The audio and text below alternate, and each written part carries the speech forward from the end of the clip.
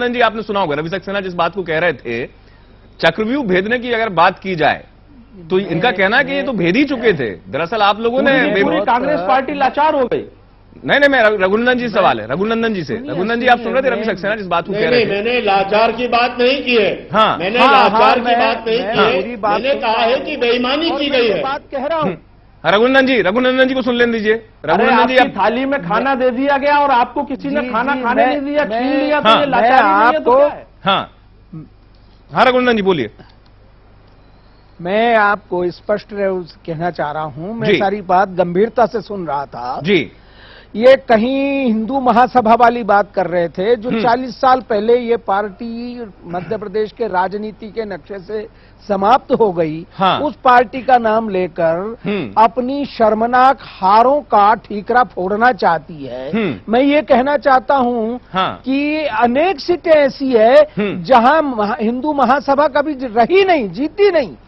ऐसी सीटों पर हम जीत रहे हैं। इसका अर्थ यह है कि वहां हमारा नेटवर्क है, हमारा कार्यक्रम है, हमारे कार्यकर्ता है, हमारा संगठन है। और कांग्रेस का संगठन निरंतर उखड़ता जा रहा है, समाप्त होता जा रहा है।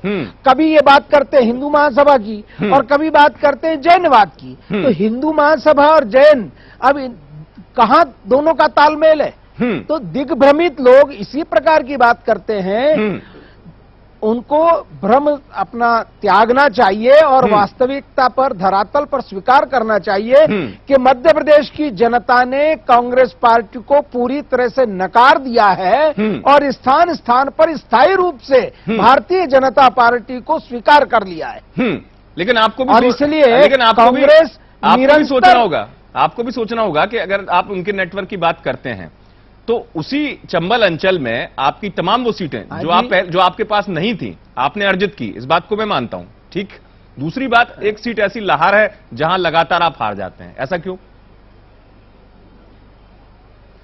नहीं, देखिए, मैं एक बात और नेटवर्क है कि नहीं, कुछ लोगों का मैं पूछूंगा रवि जी, करता है कि नहीं, पूछ तो ले इनसे। और नेटवर्क वर्चस्व होता है। देखिए, ये बकवास बीच में बंद होना चाहिए। तरीका होता है बात करने का, बात करने का तरीका होता है। और ये बकवास बीच में ठीक नहीं है। मैं उनकी बात को ध्यान से सुन रहा था। जब मैं ध्यान से सुन रहा था तो इनको अपनी बात सुनना चाहिए, सुनने का धैर्य होना चाहिए। मैं कह रहा हूं कि रीवा में, सागर में समाजवादी पार्टी की बात को कोई बात का जवाब नहीं है। पहले मेरी बात पूरी सुन ले, मेरी बात पूरी सुन लीजिए, उसके बाद जवाब देने का प्रयत्न करना। ये क्या बात होती है? बात को बीच में काटना ये तरीका तो नहीं है। मैं सुन रहा था पूरी बात, मैंने बीच में नहीं बोला।